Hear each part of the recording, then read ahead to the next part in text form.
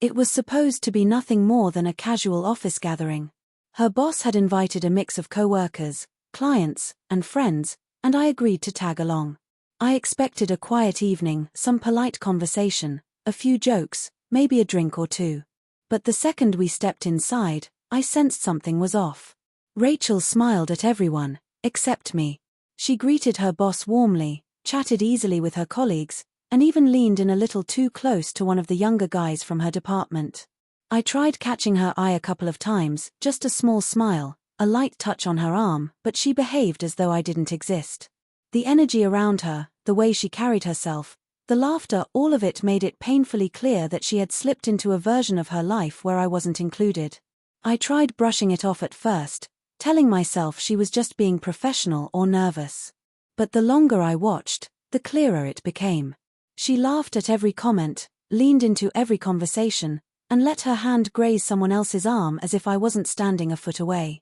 Each time I tried to meet her gaze, she brushed me off with a polite dodge or a tiny shake of her head. No one else noticed. Not yet. But I did, and that was enough. That night, I realized I had been living as someone whose presence didn't matter to her anymore. It wasn't simple distance. She was wiping me out, piece by piece, making sure I blended into the background.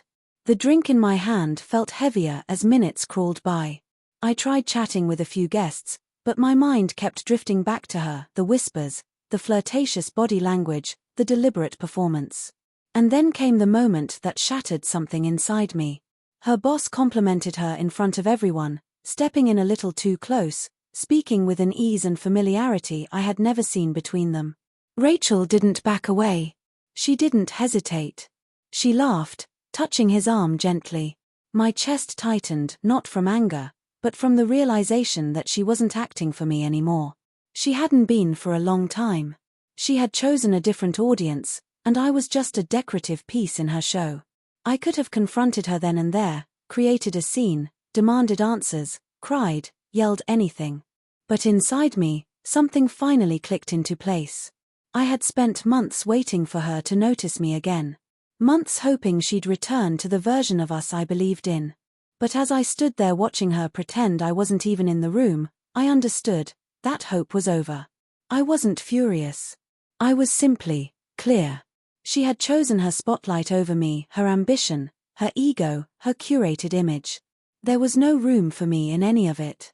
That truth settled inside me like frost. I excused myself quietly, but when I reached the door, I paused.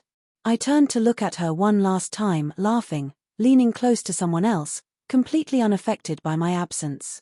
A few colleagues noticed me for a split second, waiting to see what I'd do. And that's when I understood something important.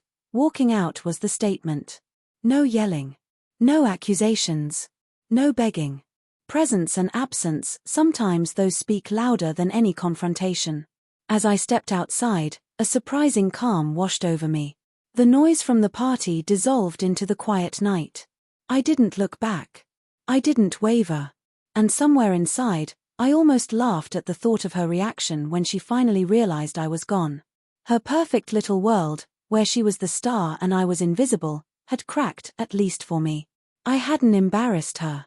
I hadn't made a scene. I had simply walked away, and that was more powerful than any words spoken in anger. With every step, I felt both grief and relief. For years, I believed in the life we were building, trust, love, shared plans. And for years, I ignored the small fissures, the subtle betrayals that led to this night. Now, as I walked down the street, past cars, past streetlights, past reminders of the life I thought we had, each step felt like shedding a burden I had carried far too long. The laughter behind me faded into meaningless noise. She had picked a world where I didn't belong.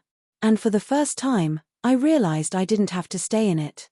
I had no idea where I was heading. I didn't care. I just kept walking as memories began to dissolve, the jokes, the dinners, the nights I thought she held me close. I wasn't seeking revenge. I wasn't looking for her regret or shame. I didn't want to hurt her. I simply wanted myself back, to step out of her perfectly crafted illusion and back into a life where I mattered to me. That night, I sat in my car for a long time, letting silence settle. I didn't call anyone. Didn't look at my phone. I just breathed, letting the truth sink in. The life I thought we shared was already gone, and I had finally taken the step to leave it behind. There was bitterness, yes, but underneath it was unmistakable clarity. I had given so much of myself to someone who no longer saw me. Now, I could give that energy back to myself. I had choices again. I had freedom. The next morning, my phone overflowed with messages, angry ones, apologetic ones, confused ones. She pleaded for me to talk, to explain, to come back. But I didn't respond. I didn't need to.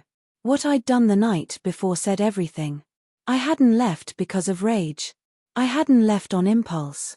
I left because I finally recognized my own worth and because the life I thought we had was never really there. I never returned. And for the first time, her absence didn't feel like a wound, it felt like freedom.